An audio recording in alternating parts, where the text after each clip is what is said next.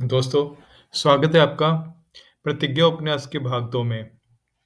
भाग 1 में हमने देखा कि 22 वर्षीय अर्जुन अपने भाई भीम और बहन सवित्री के साथ एक गांव में रहता है। उसके माता-पिता उसके साथ रहते हैं। भीम जल्दी ही 12 वर्ष का होने वाला है और उसके ऊपर जजिया नाम का कर्ज लगेगा। तो सारा परिवार चिंतित है कि इस कर्ज की रकम का भुगतान कैसे किया जाएगा। तो हम देखते हैं भाग 2 में क्या होता है। तो पेश है आपके लिए भाग 2 उपन्यास प्रतिज्ञा का। सूबेदार जहान खान के सूबे में 5 गांव थे।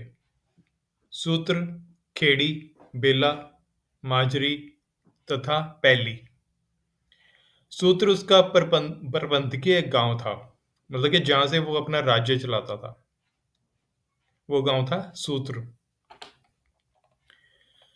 जहान खान तथा 7 और सूबेदार इलाके के नवाब के अधीन थे। वे उसके लिए लगान तथा कर इकट्ठा करते, जिस रकम में से उन एक हिस्सा अपने पास रखने की छूट होती। जहान खान क्रूर और निर्दयी सूबेदार था। उसके सूबे के लोग उससे दुखी थे, परंतु सबसे बड़ा सूबा होने के कारण वह सबसे अधिक कर इकट्ठा करके नवाब तक पहुंचाता, जिस कारण नवाब ने उसे कई मामलों में खुली छूट दे रखी थी। जहान खान अपनी मनमानी करता, लोगों को परेशान करता एवं उल्टे सीधे कर वसूल करता। भ्रष्टाचार तथा रिश्वतखोरी का बोलबाला था। जहान खान इस बात का ध्यान रखता कि लोग उसके विरोध में सर न उठाएं। जहान खान सूत्र में एक महलनुमा किले में रहता तथा वहीं से अपना दरबार लगाता। इस दरबार में वो फरियाद सुनता और न्याय करता। वो झगड़ों का निपटारा भी करता। प्रजा को निर्देश था कि वे अपनी तकलीफें उसके पास लेकर आएं, जिनका निपटारा वह मूल्य लेकर करता। लोग उसके ऊल जलूल व बेसिर पैर के हुक्मों से डरते और उसके पास आना पसंद ही नहीं करते, बल्कि वो आपस में ही अपने झगड़ों का निपटारा करने का प्रयास करते।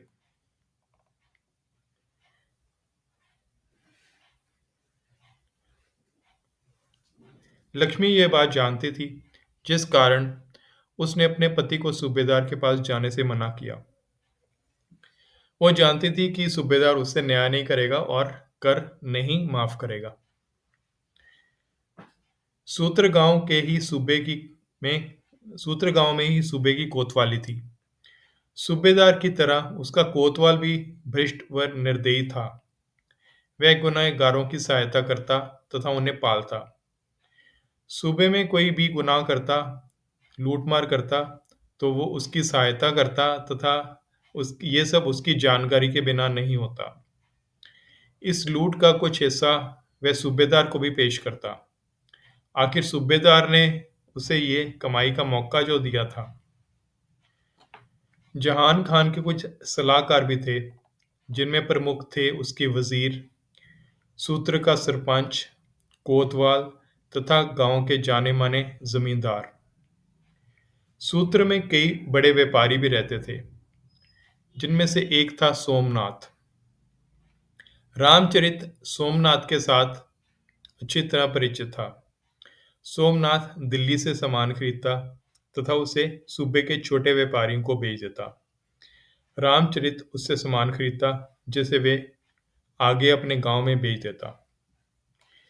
पिछली बार रामचरित सोमनाथ के साथ दिल्ली भी गया था, जहां अपनी पारखी निगाह की सहायता से उसने सोमनाथ का कुछ फायदा भी करवाया था। रामचरित जानता था कि सोमनाथ का दरबार में अच्छा आना जाना था। उसने सोमनाथ की सहायता लेने का निश्चय किया। खेड़ी से सूत्र जाने के 2 रास्ते थे। अगर वह पहला चुनता तो वह पहले बेला की ओर जाता, फिर पूर्व की ओर शेख कादरी की मजार के साथ लगती नदी सोहाब पर पार करके 3 कोस दूर सूत्र पहुंच जाता। दूसरा रास्ता दक्षिण की ओर से था। नदी पार कर पूर्व 4 कोस चलकर वो सूत्र पहुंचा। रामचरित ने पहले रास्ते की का चुनाव किया, जिससे वह बेला गांव में रहती अपनी बहन सरस्वती, जीजा तेजा और उसके भाई परसू एवं परसू की बेटी चांदनी को भी मिल सकता था। मैं कल सुबह ही चल पड़ूंगा और शाम तक सूत्र पहुंच जाऊंगा तथा काम समाप्त करके कल वापस आ जाऊंगा, रामचरित ने अपनी पत्नी को बताया। रामचरित ने पहले पता लगा लिया था कि उसके गांव का शुभराम भी अगले दिन उस ओर जा रहा है। शुभराम ने अपनी बेटी को मिलने जाना था, जिसने कुछ दिन पहले ही एक लड़के को जन्म दिया था। रामचरित ने शुभराम से मिलकर तय किया कि दोनों सुबह ही जल्दी निकल जाएंगे। रामचरित सुबह शुभराम के घर पहुंचा। दोनों को शुभराम की बैलगाड़ी में जाना था। वो चल पड़े। भैया कुछ आवाज कर रहा है। अभी दोनों चले ही थे कि रामचरित ने कहा, हाँ, गांव की सीमा पर नथु मिस्त्री को दिखा देंगे। शुभराम ने उत्तर दिया। भैया ठीक करा, दोनों आगे बढ़ गए।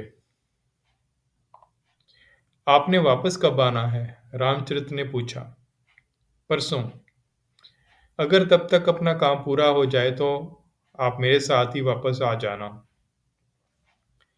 शुभराम कुछ महंगे उपहार लेकर जा रहा था तथा अपने गांव के किसी व्यक्ति के साथ यात्रा करते सुरक्षित महसूस कर रहा था। रामचरित ने उसे बताया कि वह सूत्र बेला होकर जा रहा है। अच्छा है, तुम गजवाड़े के वनों की ओर से नहीं जा रहे हो। चाहे वहां से रास्ता छोटा है, पर लुटेरों का खतरा भी है, शुभराम ने कहा। यह दूसरी बात है कि सब लुटेरे कोतवाल के संरक्षण में ही काम करते हैं, उसने मुस्कुराते हुए कहा। रामचरित भी मुस्कुराया। सुनने में आया है कि कोतवाल वजाहत को सुहाब नदी के मुख्य रक्षक नियुक्त किया जा रहा है। वह सूबेदार का विश्वास पात्र है तथा उसके लिए चुंगी व परिवहन शुल्क एकत्र करेगा। अच्छा, रामचरित बोला। हाँ, शुभराम ने उत्तर दिया, फिर विषय बदलते हुए पूछा, तेरा कामकाज कैसा चल रहा है? रामचरित ने उसे अपनी दुकानदारी तथा नई की शुरू की गई खेती के बारे में बताया। ये तो बढ़िया है। कितनी कमाई होने की आशा है खेती से? उसने पूछा। कुछ ज्यादा नहीं, सब उधार चुकाकर एवं खर्चे निकालकर थोड़ा ही बचेगा, रामचरित ने उत्तर दिया। कोई बात नहीं, कम से कम जमीन खेती योग्य तो बन गई। भविष्य में अच्छी कमाई की आशा कर सकते हो, शुभराम ने तसल्ली देते हुए कहा। आप उचित कह रहे हो, रामचरित ने उत्तर दिया तथा साथ ही अर्जुन द्वारा की गई मेहनत की प्रशंसा की। बातें करते करते वे बेला की पहुंच गए। शुभराम की बेटी का घर दूसरी गली में था। उसने रामचरित को तेजा के घर तक छोड़ के आने की पेशकश की। कोई बात नहीं, घर नजदीक ही है, मैं चला जाऊंगा, रामचरित ने उसका शुक्रिया किया। रामचरित तेजा के घर के सामने पहुंचा तथा दरवाजा खटकाया। चांदनी ने दरवाजा खोला। 17 साल की सुंदर लड़की रामचरित को देखकर बहुत खुश हुई। उसने रामचरित को प्रणाम किया, आशीर्वाद लिया और उससे थैला लेकर उसका बोझ हल्का किया। ध्यान से, रामचरित ने कहा, तेरी लक्ष्मी चाची ने कुछ शीशे का सामान भेजा है। क्या है चाचा? चांदनी ने मुस्कुराते हुए पूछा तथा बिना उत्तर की प्रतीक्षा किए ही उसने थैले में से कांच की चूड़ियां निकाल ली। वाह, चाची ने क्या खूब वस्तु बेची है, चांदनी ने कहा। कैसी है वह? वह अच्छी है। सावित्री तथा भीम भी अच्छे हैं तथा अर्जुन भी, रामचरित ने हंसते हुए कहा। मैं तुम्हें बहुत देर बाद देख रहा हूं, परंतु मुझे यकीन है कि अर्जुन का यहाँ आना जाना लगा ही रहता होगा। इससे पहले कि चांदनी शर्म से लाल होती, वह अपनी ताई को बुलाने अंदर दौड़ गई। सरस्वती खुशी खुशी बाहर आई। अपने भाई को देखकर उसका मन ही नहीं भर रहा था। तुम्हारा बापू किधर है? रामचरित ने चांदनी से पूछा। खेतों में। रामचरित ने अपनी बहन को आने का कारण बताया। बहुत अच्छा होगा अगर लगान व जजिए की रकम इस साल के लिए माफ हो जाए। सरस्वती बोली। तेजा कुछ ठीक हुआ? रामचरित ने पूछा। सरस्वती ने ना में सिर हिलाया। मैं मिल सकता हूं उससे? रामचरित ने पूछा। हाँ, पर मुझे नहीं लगता वे आपको पहचान पाएंगे। वे आजकल किसी को भी नहीं पहचान पाते। सरस्वती ने उदासी भरे अंदाज में कहा। बीमारी के बाद तेजा को लकवा मार गया था तथा उसके दिमाग पर असर हुआ था। गांव के वैद्य हकीम उसे ठीक नहीं कर पा रहे थे तथा वह बिस्तर का होकर ही रह गया था। रामचरित तेजा के कमरे में गया। उसकी आंखें बंद थी।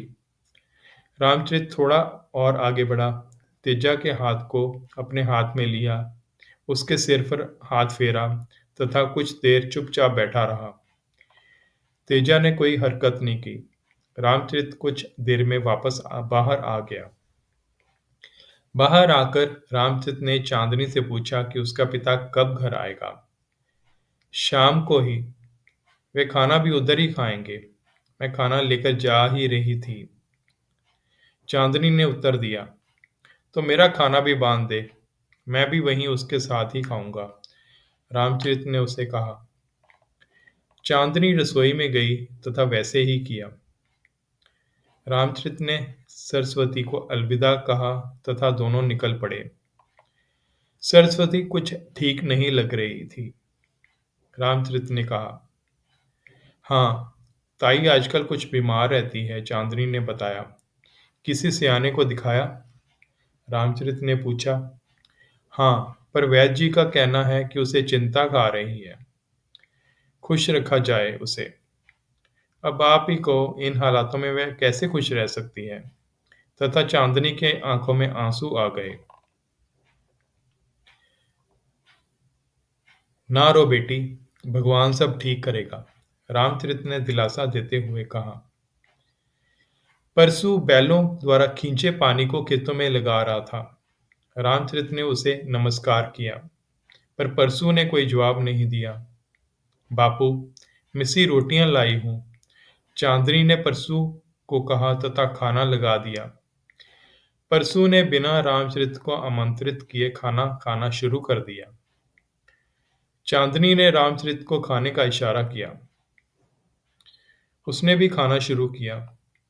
वाह, कितना स्वादिष्ट खाना है, उसने कहा। यह बात तो तुम्हें माननी ही पड़ेगी परसू कि जब चांदनी बहू बन के मेरे घर आ जाएगी तो तुम्हें उसके साथ हाथ का बना स्वादिष्ट खाना नसीब नहीं होगा। वह हंस पड़ा। चांदनी का चेहरा फिर लाल हो गया। परसू की बात जैसे अनसुनी सी कर दी थी उसने। रामचरित सोच में पड़ गया। कहीं परसू ने रिश्ते के बारे में अपना विचार तो नहीं बदल लिया। आखिर अर्जुन व चांदनी का रिश्ता तो उनके बचपन में ही तय हो गया था। कुछ देर बाद रामचरित वहां से चल पड़ा। उसके कदम सुहाग की ओर तेजी से बढ़ रहे थे। नदी के पास पहुंचते ही उसे एक मल्लाह दिखाई दिया। रामचरित ने उसके साथ मोलभाव किया तथा मल्लाह ने उसे दूसरे किनारे पर पहुंचा दिया। किराया देते हुए रामचरित ने उससे कहा, क्या बात है, आज कोई राहगीर दिखाई नहीं दे रहा? कोई सूत्र की ओर जा भी रहा है या नहीं? मैंने थोड़ी देर पहले ही 4-5 राहगीरों की टोली को पार पहुंचाया है, सूत्र की ओर जा रहे थे वे, मल्लाह ने जवाब दिया। ज्यादा दूर नहीं गए होंगे। अगर आप जल्दी करो तो उन तक पहुंच जाओगे। धन्यवाद भाई, कहकर रामचरित चल पड़ा। तेजी से कदम बढ़ाते हुए वह बताए हुए टोले की तक पहुंच गया। अब उसे तसल्ली हुई कि वो अकेला नहीं है। राहगीर पहली गांव के थे। रामचरित उनसे उनमें से 2 को जानता था। शाम होते ही वे सूत्र पहुंच गए। उन्होंने फैसला किया कि वह रात उधर ही बिताकर सुबह निकलेंगे। उनसे विदा लेकर रामचरित सोमनाथ की ओर बढ़ा। कुछ गलियां पार करके वह सोमनाथ के दरवाजे तक पहुंच गया, खड़काया तथा खुलने का इंतजार करने लगा। सोमनाथ का दरवाजा सोमनाथ ने दरवाजा खोला तथा रामचरित को देखकर बहुत प्रसन्न हुआ। उसे भरोसा था कि रामचरित उससे व्यापार के लिए कुछ खरीदने आया है। रामचरित ने जब उसे अपने आने का कारण बताया तो उसकी प्रसन्नता हवा हो गई। पर सोमनाथ ने हिम्मत नहीं हारी। उसके अंदर का व्यापारी जागा। उसने गहराई से सोचा तथा अपने आप को समझाया कि यह मौका भी उसके लिए फायदेमंद हो सकता है। अगर रामचरित की प्रार्थना स्वीकार हो जाती है तो उसकी बहुत बचत होगी। इस रकम से वो और क्या करेगा? उससे व्यापार का सामान ही तो खरीदेगा। तुम चिंता ना करो, मैं सूबेदार के एक दो दरबारियों को जानता हूँ जो हमें उससे मिलने में सहायता कर सकते हैं। तुम रामचरित के चेहरे की प्रसन्नता अब रामचरित के चेहरे पे प्रसन्नता झलकी। तुम कुछ उपहार लेकर आए हो सूबेदार के लिए? सोमनाथ ने पूछा। नहीं, लाना चाहिए था क्या? रामचरित ने उससे पूछा।